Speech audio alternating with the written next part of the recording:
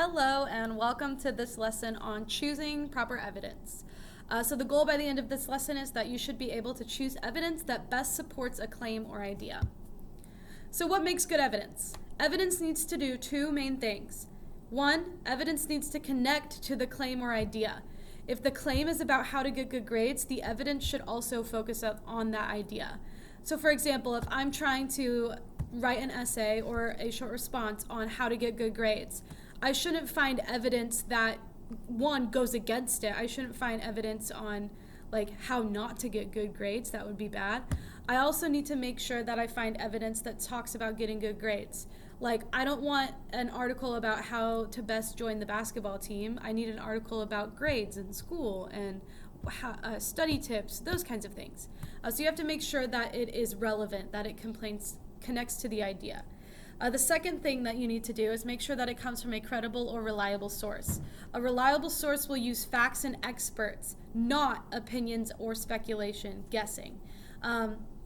So it's really important to make sure not only does it connect to the idea, but does it come from a credible or reliable source. To do that, let's take a look at some examples.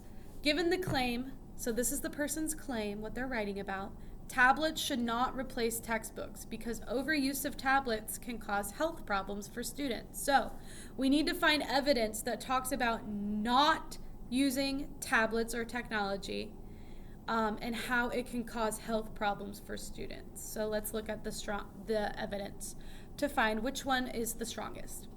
Some studies have found that usage of portable electronic devices is associated with increased rates of musculoskeletal disorders, like muscle and bone disorders. Or many educators have found that tablets in the classroom, which are usually equipped with a web browser and a variety of applications, can be a source of distraction. Or many of my students complain about headaches, which I believe are caused by too much time spent on their tablets, said 8th grade science teacher Josh Leonard. Go ahead, pause and think which one of those is the strongest piece of evidence to support this person's claim. Hopefully you've had enough time to pause and think. It is number one. If you said number one, you would be correct. The other two, let's talk about the first, this one right here. So we'll skip that. We'll get back to that. Let's talk about this one right here. It says it can be a source of distraction. That doesn't say anything about health problems. It just says that they can be a distraction. So that one isn't relevant because it's not about the topic. It has to focus on the topic. The last one, many of my students complain about headaches. That's a health problem, which I believed are caused by too much time spent on their tablets. That's the other thing, said 8th grade science teacher Josh Leonard.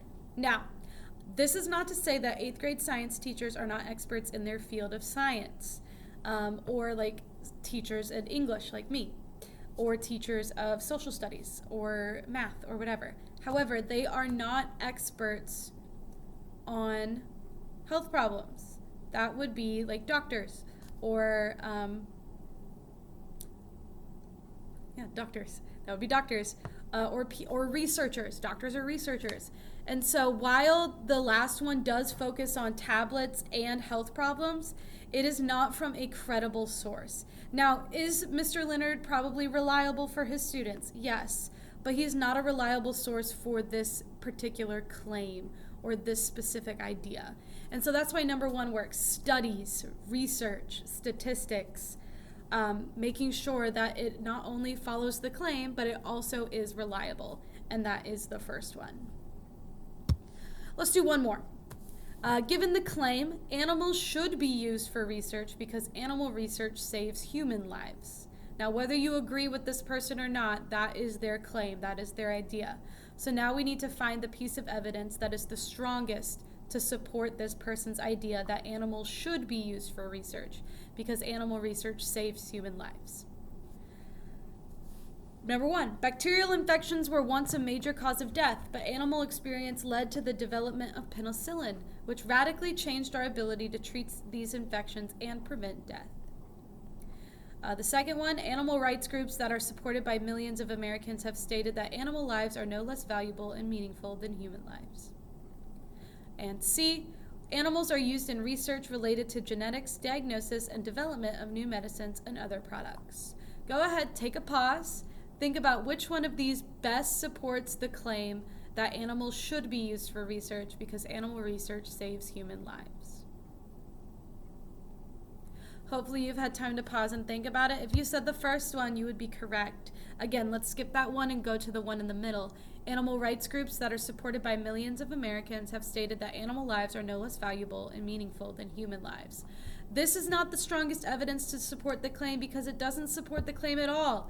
It's the opposite. If this person was trying to prove or claim that animals should not be used for research, the second one would be the best. But since they're arguing the opposite, you don't want evidence or you don't want examples that go against what you're trying to prove. And so number 2 is automatically out. Number 3, it says animals are used in research related to genetics, diagnosis, and new medicines and other products, but it doesn't get into specifically how it saves human lives. And also, I don't know where this is from. Is it from some...